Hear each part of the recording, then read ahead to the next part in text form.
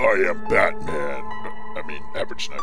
What's up, guys? Average Sniper here, and I just want to make a quick little video to tell you about this new PlayerUnknown's Battlegrounds update for Xbox One. A lot of people have been asking since the game came out to make an option where you could hold the aim trigger down to get the first-person aim. Well, if you go into your settings and you change your controller binding preset to Type B, like I just did right there, you will be able to hold the left trigger down to get that first-person aim. If you want to get the third-person aim that's a little more accurate, you will hold the left button down that's right above the left trigger. I slightly increased my scope sensitivities for this because I feel that I'll be aiming down sights a lot more, and when you're in close range combat, it's best to have a higher sensitivity, or maybe a little higher than the sensitivity you're used to if it's lower. So I'm trying my settings on all 5s now with the new update, and we're going to see how that works out. There were also some other updates, and I'm going to put a link in the description so you can read them, but I'll just go over them real quick with you.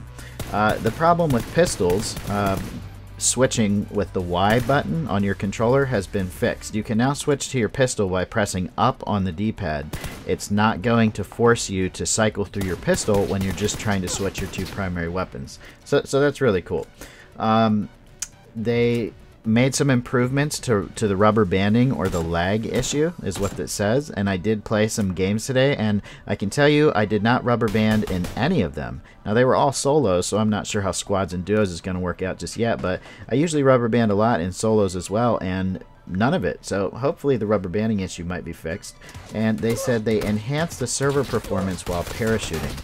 I did notice that the game seemed to be running a lot smoother as far as the frame rate goes this morning while I was parachuting in, so that's awesome. And the frame rate at the beginning of the game actually seemed a lot smoother too. Instead of getting the 10 to 15 frames per second when there's 100 people live, I felt like I was actually getting between 20 and 25 frames per second, which is pretty good considering this game is capped at 30 frames per second. I would like to see 60 frames per second for everything in the future, but it is just a preview, so we'll get there eventually. So I already talked about the new controller preset. You can just go into your settings and switch it to Type B so you can hold the left trigger down to get that first person aim. See how you like that. It might mess you up a little bit, but if you're one of those guys like me that was really used to the settings the way they were before, you might want to leave it alone. But if you're one of those other guys who just needs to hold the trigger down to get that first person aim, then go for it. See how it feels. It says the controller guide has been updated to include the new controller preset.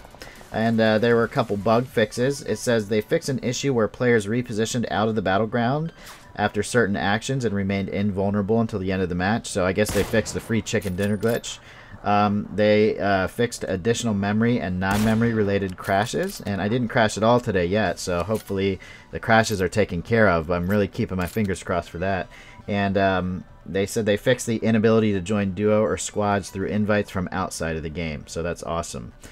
And it says in the next patch they're going to be addressing dropping objects causes the player to switch weapons, and user is unable to switch grenade types when tapping right on the D-pad. So we basically in this patch we got a couple things that people have just been requesting, which shows me that the developers are actually paying attention to the community. So keep commenting, keep giving feedback. I hope this video helped you guys, and if you liked it, go ahead and hit that like button and subscribe, and I'll see you on the next video or live stream.